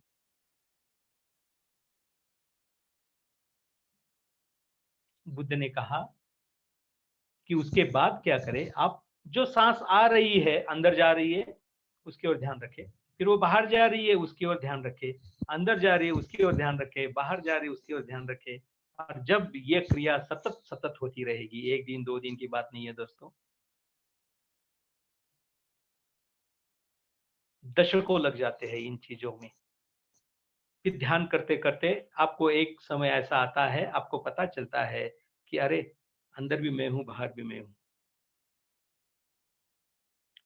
अनुभव अनुभवामृत नाम का एक ग्रंथ है मित्रों, संत ज्ञानेश्वर ने उसे लिखा। चूंकि मैं महाराष्ट्र से आता हूं और आज अब मैं जहां से बोल रहा हूं, यहाँ से मात्र 10 किलोमीटर पर आलंदी है, जहां पर संत ज्ञानेश्वर, उनका जन्म हुआ और उन पर उनकी आज जीवंत समाधि वहां पर है। मैं आपको ये बताना चाहता हूं कि जो नास्तिक दर्शन और आस्तिक दर्शन, इसका जो भारतीय दर्शन के अंतर्गत हम इसका विचार करते हैं, उसमें महाराष्ट्र दर्शन एक अलग दर्शन है दोस्त। गौतम बुद्ध जब यहां पर इस तरह का मार्ग बताते हैं, महाराष्ट्र दर्शन में आप पाओगे कि इस तरह से, चूंकि संत ज्ञानेश्वर जिन्होंने वारकरी संप्रदाय की स्थापना महाराष्ट्र में की, तो वो मूल पुरुष थे वारकरी संप्रदाय के। उसमें नामदेव भी आते हैं। नामदेव जी को आप जानते हैं, ज्ञानेश्वर को जानने वालों की संख्या कम होगी शायद, लेकिन संत नामदेव को सभी लोग जानते हैं, जिन्होंने गुरु ग्रंथ साहब में भी उनके 63 पद मिलते हैं। तो संत ज्ञानेश्वर जो है दोस्तों, यहाँ पर वे रहे थे। उन्होंने सबसे पहले तो ज्ञानेश्वरी लिखी, जो भगवत गीता की टीका थी। वो सामान्य है, भगवत गीता का ही आलोचना है वो, उसमें कुछ अलग सा काफी दिया है उन्होंने, लेकिन उसे छोड़ दो। मैं आपको अनुभवामृत की ओर ले जाना चाहता हूं। अनुभवामृत नाम का उनका वो ग्रंथ है, जो दर्शन शास्त्र का एक महत्तम ग्रंथ है। उस ग्रंथ में उन्होंने बताया कि ईश्वर जो होता है, वो जो सत्ता होती है, वो अंदर भी वही होती है, बाहर भी वही होती है। उन्होंने बताया, एक उदाहरण दिया उन्होंने, कि जैसे आकाश में सूर्य है और आपने घट रख दिए हैं, पानी से भरे हुए 8-10 घट रखे हुए, मिट्टी के बर्तन, समझ लो 10 बर्तन आपने रखे हुए हैं और सूरज सिर पर आ गया है। आप देखेंगे मटके में, हर मटके में आपको सूरज दिखेगा। दिखेगा कि नहीं दिखेगा? दिखेगा। पानी भरा है और जब सूरज सामने है सिर पर, तो उसका प्रतिबिंब जो है वो उस घट में दिखेगा। ज्ञानेश्वर जी कहते हैं कि मुझे बताओ कि इस घट में सूरज है या नहीं। देखिए, फिलोसॉफी कोई खेल नहीं है। प्रश्न का उत्तर देना पड़ता है आपको। उत्तर है कि है, दिख रहा है। और फिर मुझे बताइए, वो है क्या वहां पे सूरज? एक्चुअली नहीं है। वो नहीं है क्या? तो है, दिख रहा है क्या? तो हाँ, सिर्फ प्रतिबिंब है, वो नहीं है, लेकिन दिख रहा है, मतलब वो सूरज वहां पर है। फिर उन्होंने कहा कि यहाँ पे कितने सूरज है? फिर 10 सूरज है। एक लाठी लाओ, एक मटके को तोड़ दो, मटका फूट गया, पानी बह गया। फिर वो पूछते हैं, यहाँ का सूरज कहाँ गया? सूरज था ना वहां पे, कहाँ गया? टूट गया। फूटा कुंभ जल जल समाना, उसमें था। मनुष्य ये जो शरीर है दोस्तों, ये है भी क्या? एक मटका ही तो है। जब ये टूट जाएगा, जब मैं मर जाऊंगा, तो मैं मर जाऊंगा मतलब क्या मर जाऊंगा? मैं मर जाऊंगा मतलब ये देह मर जाएगी केवल मेरी। गौतम बुद्ध ने कहा कि जब आप सांसें लेते रहोगे, छोड़ते रहोगे, सांस पर आपका ध्यान रहेगा, धीरे धीरे धीरे धीरे ये प्रयोग आप करते रहेंगे, आपको एक दिन अनुभव होगा कि आप जो है वो आप मात्र शरीर है, और आपके अंदर बोलने वाली जो शक्ति है वो अलग है। वो अलग है, आप अलग है, दो अलग चीजें हैं। फिर वो जो चीज है सूक्ष्म शरीर, जिसको उन्होंने कहा कि वो सूक्ष्म शरीर आपको तब प्राप्त होगा, या उसका अनुभव आप तब कर पाएंगे जब आप निरंतर साधना करें। दुख दूर कब होगा? जब आप उसके कारणों को जान लेंगे, जब ये पता चल जाएगा ये शरीर है, ये मिट्टी का एक पुतला है, कट जाएगा, फट जाएगा, कल मर जाएंगे। मरने को कितना डरते हैं लोग, कितना डरते हैं मरने को। अब फिलहाल मैं मेरे हार्ट की थोड़ी प्रॉब्लम चल रही है, मैं एक अस्पताल में ट्रीटमेंट ले रहा हूं। 82 साल के व्यक्ति है, महानुभाव संप्रदाय में दीक्षित है, बाकायदा वो पिंक कलर की ड्रेस पहन के वहां पर आते हैं। 82 ईयर्स ओल्ड है। 10 वर्ष पहले उनका बाईपास हुआ है, फिर 2 स्टेम भी उनमें डली हुई है। कल ही मुझे बता रहे थे कि मैं गया था रूबी हॉस्पिटल में, फिर मुझे वो डॉक्टर ने कहा कि भाई बाईपास कर लो, क्योंकि 13 ब्लॉकेज है उनके शरीर में, उनके हार्ट में जाने वाली नसों में। उनको कहा कि आप बाईपास कर लो, तो वो कहते फिर आप लिख के दो, गारंटी लिख कर दो कि बाईपास में मैं मरूंगा नहीं।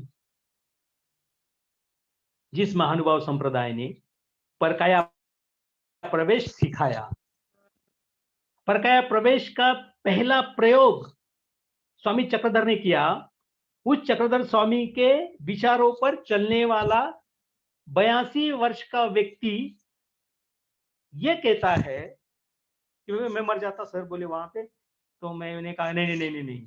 फिर मुझे किसी ने बताया कि यहाँ पर डॉक्टर छाजड़ आने वाले हैं और इसलिए मैं यहाँ पर आया। इनको भी मैंने बोला गारंटी है क्या? तो उन्होंने कहा भाई गारंटी, 100% गारंटी, आपको हम अच्छा कर देंगे 2 महीने में।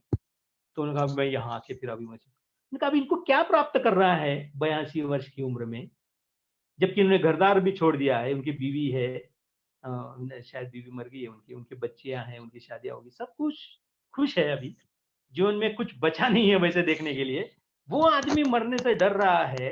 तो मैं ये नहीं समझ पाता हूं कि इन लोगों को हम आध्यात्मिक किस नजरिए से कहें।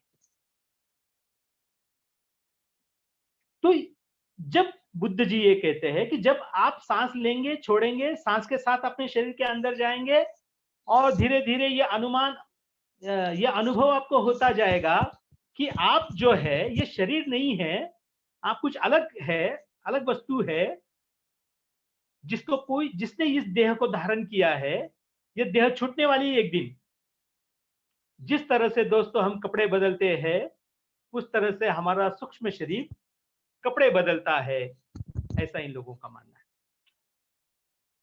फिर क्या होता है कि जिस तरह से ये सारी चीजें होती रह जाती है, बुद्ध का तत्वज्ञान अलग है, जैनों का तत्वज्ञान अलग है, चारवाक का तत्वज्ञान अलग है, महाराष्ट्र दर्शन की मैं बात कर रहा था, इनका तत्वज्ञान अलग है।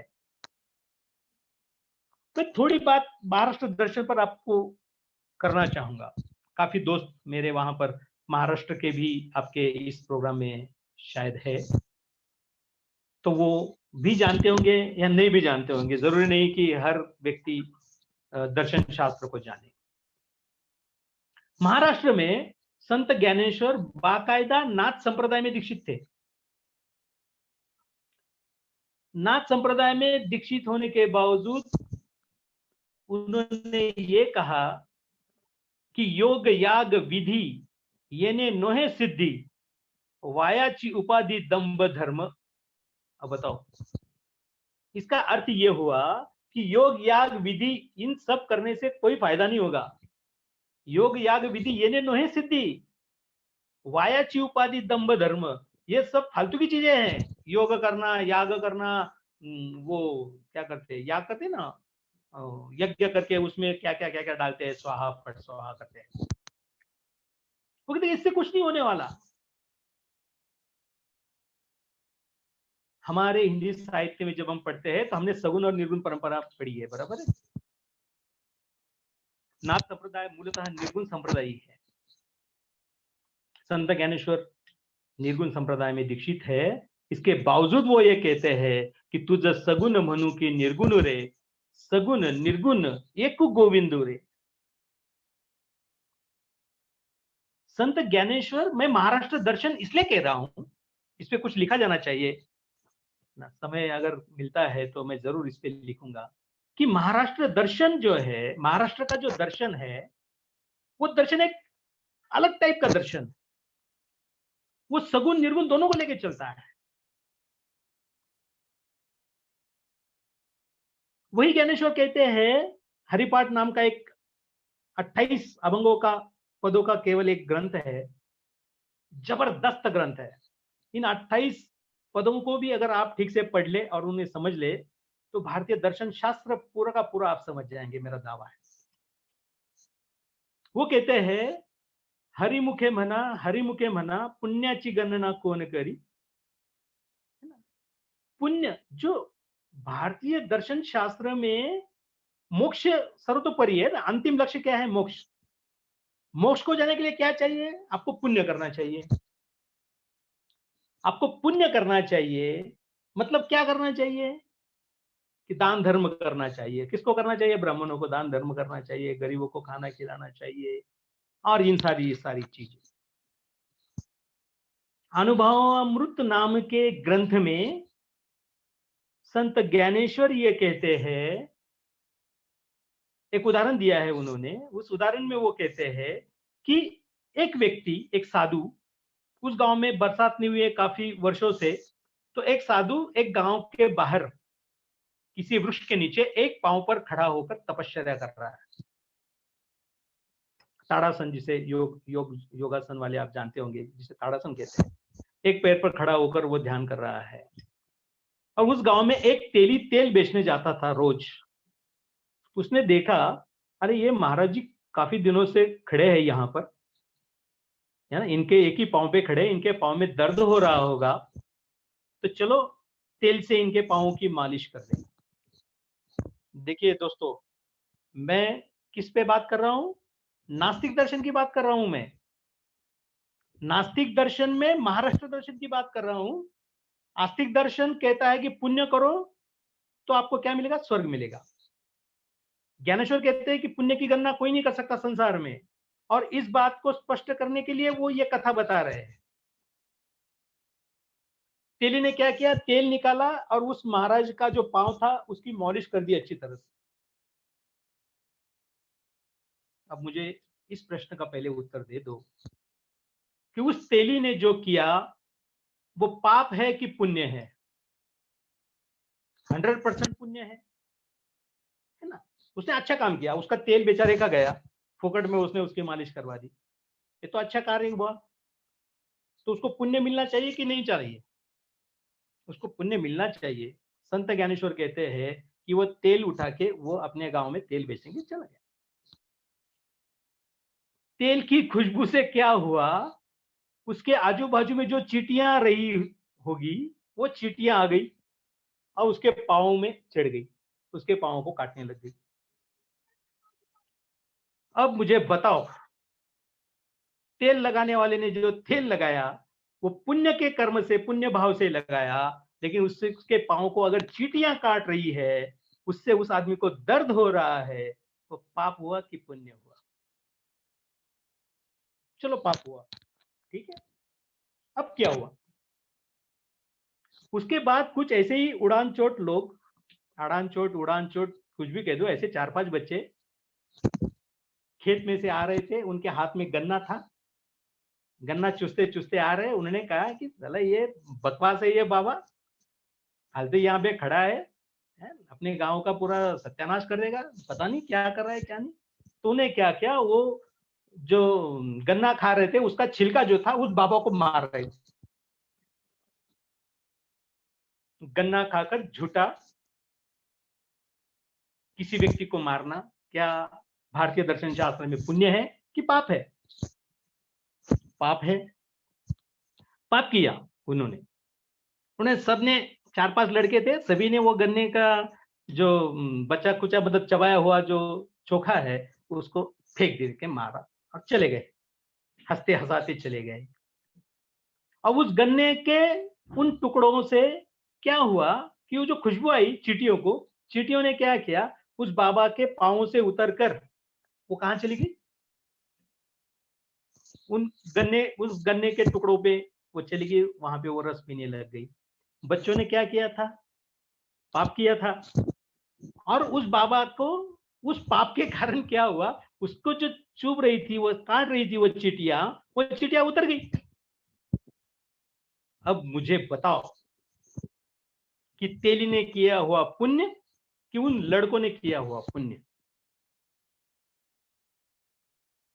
नहीं बता पाएंगे सर, आसान चीज नहीं है। दर्शन शास्त्र किसी खाला का घर नहीं है कि जाकर बैठ गए और खाना खा लिया और निकल आए। दर्शन शास्त्र पर बड़े बड़े विद्वानों ने बड़े बड़े वक्तव्य दिए हैं और उन सारे वक्तव्यों को नकारा गया है। गौतम बुद्ध जैसा मनीषी, एक महात्मन व्यक्ति जिन्होंने ईश्वर को नकारा, हम लोगों ने उनको ईश्वर बना दिया। ऋषभदेव, पार्श्वनाथ, महावीर, ईश्वर को नकारा इन लोगों ने, हमने उनको ईश्वर बना दिया। हम बहुत सस्ते लोग हैं साहब, बहुत सस्ते। जब हमारे मानसिकता के परे कोई व्यक्ति होता है, जब हमारे विचारों के बाहर कोई विचार करने वाला मिल जाता है ना, हम उसको भगवान बना देते हैं। मूर्ति बना दो, झंझट खत्म। हम उनके कर्म नहीं सीखना चाहते, हम उनकी साधना नहीं सीखना चाहते, हमें कुछ नया प्राप्त नहीं करना।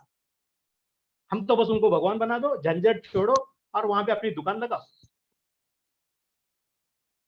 आपको एक आश्चर्य की बात मैं बताता हूं कि गौतम बुद्ध ने सबसे पहले ईश्वर को नकारा, लेकिन संसार में सबसे पहला स्तूप बुद्ध संप्रदाय ने ही बनाया। और फिर मंदिरें बनी, फिर मस्जिदें बनी, और फिर गुरुद्वारे बने, और फिर ना जाने क्या क्या, कितने भगवान और कितने मंदिर और कितने क्या। इस देश में किसी ने कहा था कि इस देश के सारे मंदिरों का पैसा अगर निकाल दे तो भारत देश फिर से सोने की चिड़िया हो जाएगा। क्या करेंगे इस देश को सोने की चिड़िया बना के, जो कि नष्ट होने वाली है। हर आदमी जीता है, मर जाता है। दर्शन शास्त्र जो है वो ऐसा है। ईश्वर को देखने की जो क्रिया है, ईश्वर को देखने की जो भावना है, वो अलग लोगों में अलग अलग तरीके से पाई जाती है। संत तुकाराम एक बहुत महान संत हो गए। उन्होंने कहा कि विठू पहायासी गेलो आणि विठूची होऊनी ठेलो। इसका सामान्य अर्थ ये है कि मैं विठल को देखने गया तो पता चला कि मैं ही विठल हूं। कितनी बड़ी सोच है सर।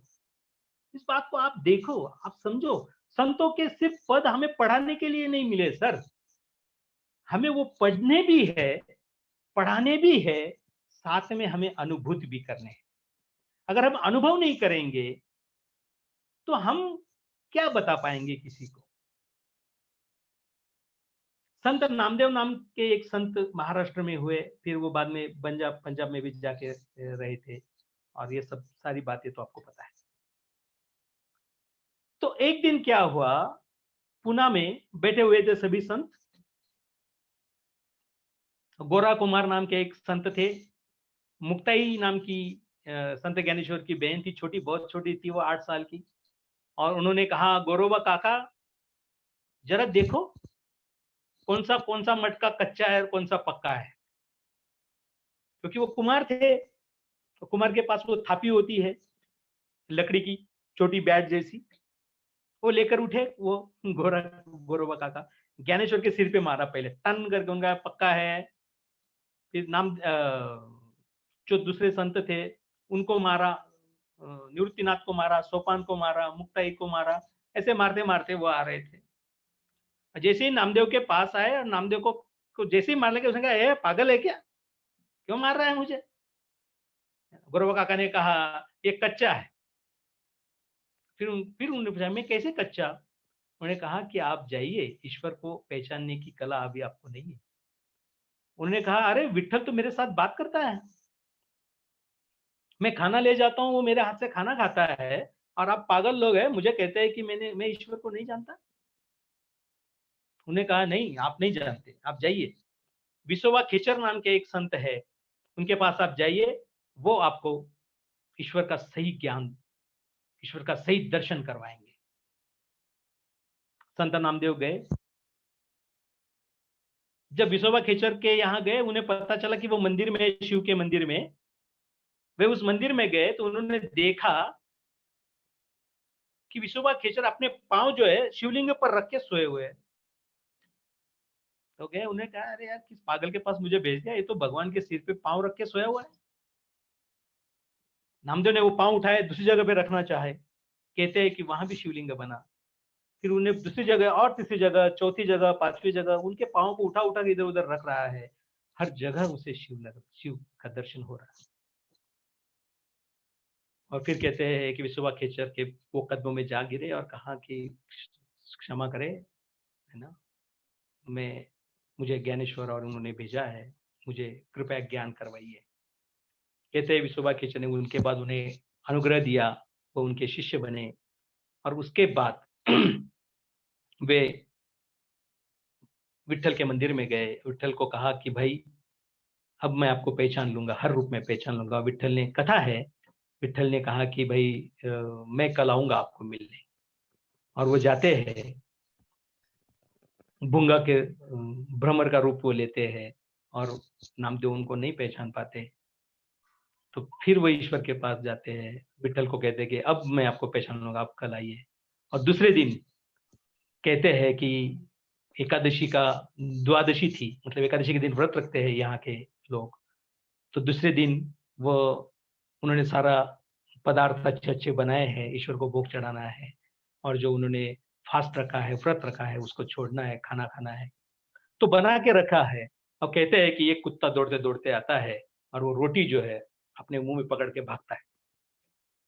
वहां से नामदेव जी आ रहे हैं, उनके हाथों में घी का मटका है और वो घी का मटका लेकर उस कुत्ते के पीछे भागते हैं और कहते हैं, थांबा थांबा जठ जग जेठी, कोरड्या कोरड्या पोळ्या कशा खासी। मतलब हे ईश्वर, आप रुक जाओ, मैंने आपको पहचान लिया है, वो सूखी रोटी मत खाइए, मैं आपको घी लगा कर देता हूँ। इस तरह का दर्शन, कुत्ते में ईश्वर, वनस्पति में ईश्वर, निसर्ग में ईश्वर। जैन संप्रदाय ने तो निर्गुण में भी निर्जीव में भी ईश्वर माना है। ईश्वर मतलब आत्मा माना है कि संसार की हर वस्तु में आपको ईश्वर मिलेगा। और दोस्तों, यह सच्चा दर्शन है। दर्शन का मतलब यह है कि आप अपने आप को और अपने ईश्वर को इस तरह से इस कदर जान ले कि आपको यह समझ आ जाए कि मैं और ईश्वर, इनमें कोई अलग भेद नहीं है, तादात्म्य है, मैं हूं तो ये संसार है, संसार है तो मैं हूं। मुझे बताओ, अगर मैं मर जाता हूं तो क्या संसार में कोई फर्क नहीं पड़ेगा? तो मैं हूं इसलिए संसार है, आप है इसलिए संसार। आप है तो आपकी नौकरी है, कॉलेज है, माँ है, बाप है, पूरी दुनिया है। आप नहीं है तो कुछ नहीं है आपके लिए। दुनिया जैसी की वैसी रहेगी, आपके जाने आने से कोई फर्क नहीं पड़ेगा। कहा जाता है ना, रामकृष्ण आले गेले त्यावने जगह का ओसची पड़ेले, कोई फर्क नहीं पड़ता। वो चले गए, कोई फर्क नहीं पड़ा। आप भी चले जाओगे, मैं भी चले जाऊंगा, कोई फर्क नहीं पड़ेगा। लेकिन हमें यही समझना है कि ये फर्क ना पड़े, लेकिन हम ये जान ले कि व्हाट इज ट्रूथ, अहिंसा क्या है, अपरिग्रह क्या है, अस्तेय क्या है, मुझे काफी बताना था। मैडम जी, कितना समय बाकी है अभी? सर वैसे तो कोई समय की सीमा नहीं है, लेकिन बस ये है कि प्रश्न भी हमारे सामने आ रहे हाँ, हैं जी और जी, अब जिज्ञासाओं को शांत करना है। बाकी जी जी इतना रोचक, ज्ञानवर्धक और सार गर्भित और बहुत शानदार वक्तव्य, ऐसा सारे चैट बॉक्स में बराबर से सर कमेंट्स आ रहे हैं। तो ये वक्तव्य निश्चित बात है कि जैसे ये दो पंक्ति नहीं है, अभिगत गति कुछ कहत ना आवे, जो गूंगे मीठे पल को रस अंतर्गत ही भावे। तो बिल्कुल वाह, ये दर्शन शब्द ही ऐसा है सर, और दर्शन पर व्याख्यान भी ऐसे ही, जैसे आपने कहा ना कि कितने विद्वान आए और कितने इस पर दे गए अपने वक्तव्य, लेकिन इसका कहीं ना, ये बिल्कुल अंतहीन ये शब्द है और इस पर सार गर्भित जितना भी सर बात बोली जाए वही कम है। तो मैं सर कुछ प्रश्न जी, अवश्य। जी, ये हमारे डॉक्टर रामजी द्विवेदी जी का प्रश्न है। भूमंडलीकरण के इस दौर में किस दर्शन को अपनाकर मानवीय जीवन को सार्थक बनाया जा सकता है और वर्तमान परिस्थितियों में स्वयं को दर्शन और वास्तविक स्थिति में एक समान कैसे रख सकते हैं? जी, अभय कुमार बोल रहे हैं ना? अभय कुमार जी रामजी द्विवेदी जी हैं ये सर, बिहार से। राम जी। भूमंडलीकरण के इस दौर में किस दर्शन को अपनाकर मानवीय जीवन को जी सार्थक जी, बनाया जा सकता है और वर्तमान परिस्थितियों में स्वयं को दर्शन और वास्तविक स्थिति में एक समान कैसे रख सकते हैं? बिल्कुल बिल्कुल सर। द्विवेदी जी, आपका प्रश्न बहुत सटीक है, लेकिन इस बात की ओर आप हमेशा ध्यान रखें कि दर्शन ऐसी चीज नहीं है कि भूमंडलीकरण के युग में बदल जाए, आधुनिक युग में उसका कोई दूसरा मायना हो। ऐसा नहीं होता। दर्शन दर्शन है, जैसे मैंने आपको बताया। अब आप मुझे देख रहे हैं, है ना? ये देखना है सर। जैसे आप आंख लगा लेंगे, आप जिसको भी देखना चाहते हैं, अपनी माता जी को, अपने गुरु जी को, किसी को भी आप दर्शन उनका कर पाएंगे। वो प्रत्यक्ष आपके सामने नहीं होंगे, लेकिन आप उनकी अनुभूति कर लेंगे कि हाँ, मेरी माता जी ऐसी है, मेरे पिताजी ऐसे है। हमें हमारे दर्शन शास्त्र ने क्या किया जी सर, कि हमें क्या किया, हमें जीवन के उस मार्ग की ओर ले जाने के लिए उन्होंने अपने वचन कहे कि, क्योंकि सनातन धर्म में, सनातन दर्शन शास्त्र में या भारतीय दर्शन शास्त्र में हमारे जीवन का मूल उद्देश्य क्या बताया कि मोक्ष प्राप्ति करना। तो मोक्ष प्राप्त कब होगा कि जब हम ये समझ ले, मरते वक्त हमें ऐसा लगे कि मैंने सब कुछ पा लिया। वो भूमंडलीकरण के कारण या उत्तराधुनिकता के कारण कोई फर्क नहीं पड़ता। दर्शन दर्शन होता है, वो आज भी वही है, कल भी वही था, परसों भी वही था, आदि युग में भी वही था, आज भी है और कल भी जैसे वैसा रहेगा। इसमें कोई परिवर्तन नहीं आना है सर। दर्शन कभी नहीं बदलता, इसलिए वो दर्शन है। हाँ, कोई एक और विद्वान निकल के आए, वो उसके मायने बदल देगा। जैसे मैंने आपको कहा ना, प्रत्यक्ष और अनुभूति, ये दो चीजें दर्शन शास्त्र में नास्तिक दर्शन ने हमें बताई, और आस्तिक दर्शन ने तो कहीं फिर अनुमान है, ये वो 2 4 5 और, तो वो अलग चीजें हैं। तो उसमें क्या हो जाएगा, मीमांसा आप करेंगे, दर्शन शास्त्र की मीमांसा सिर्फ आप करेंगे। प्रेमचंद को जो लिखना था लिख के चले गए, अब आप सिर्फ उसकी मीमांसा कर सकते हैं। समझ गए सर द्विवेदी सर? और कुछ हाँ सर, बिल्कुल सही।